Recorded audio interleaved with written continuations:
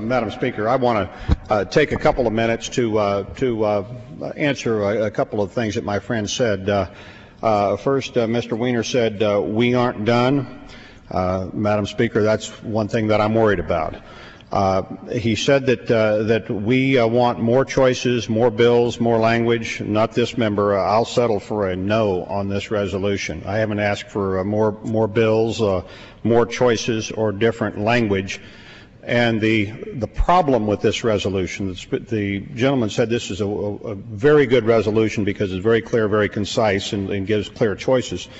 This resolution retroactively condemns an action that's already been taken. That is the movement of reinforcements into the theater. You already have the 82nd Airborne in the theater. That's part of the reinforcing force.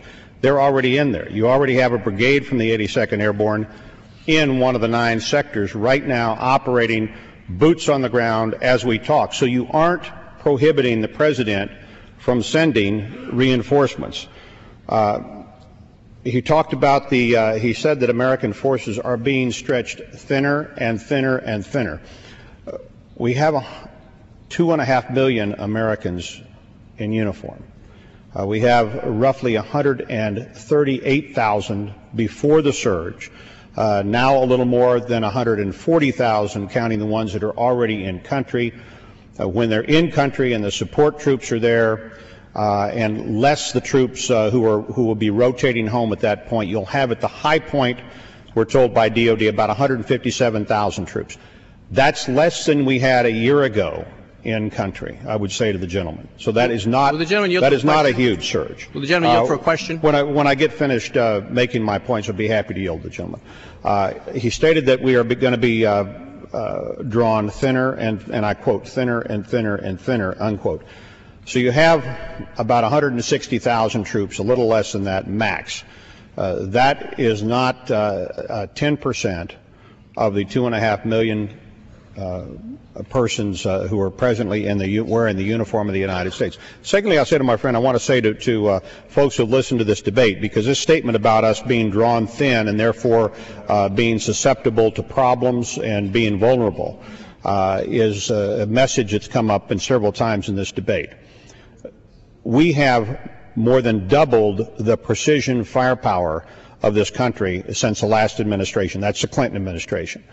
You have more than double the precision firepower. That means the ability, if people should give the United States a need to respond militarily, the ability to send precision systems that can explode right straight through goalposts at long distances and handle lots of stuff. Now, the gentleman is very concerned about Iran.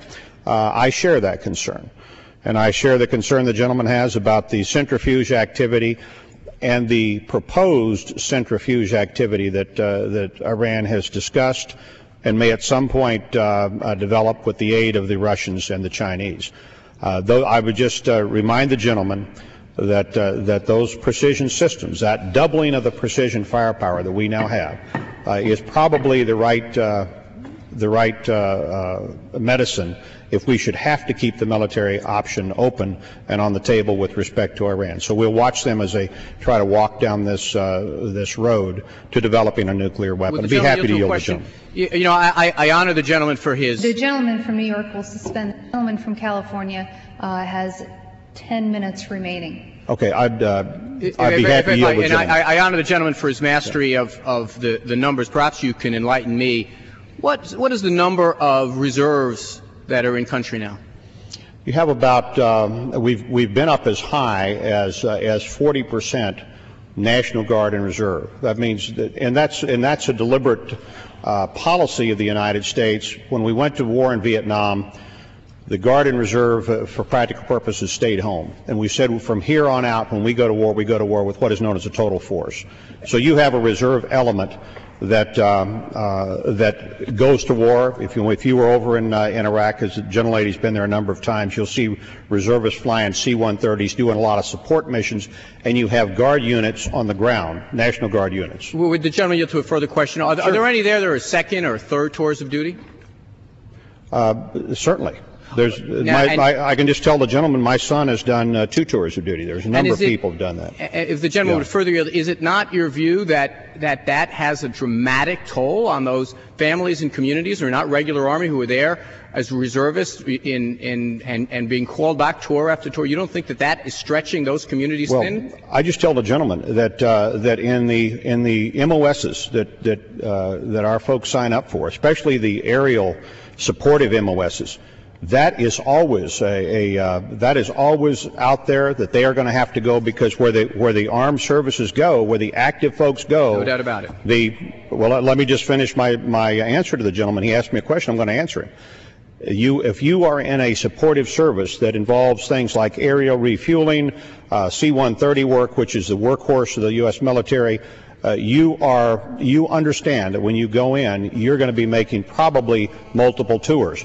If you join the U.S. Marines right now, the recruiter tells you as you sign up, you can be guaranteed that you will go to Iraq. So uniformed, and I would say to the gentleman another thing. Knowing those things, we are meeting all of our enlistment goals in the Guard and Reserve. So the active duty people who are undertaking multiple tours are coming back, re-enlisting, and knowing that you are exposed to multiple tours, we have more people signing up for the Guard, for the Reserve. And interestingly, I tell the gentleman, it's kind of interesting, the place where we've had problems with recruiting the last year, from the information I've seen, is the Naval Reserve, which doesn't do tours. I would the combat arms have multiple. And I thank the chairman very much. I think what you just described is a military stretched thin, my friend. I think when you have people in reservists going 3 tours that are being taken away from their communities, I think that's a military that's stretched thin. I will reclaim my time. I'll just tell the gentleman this.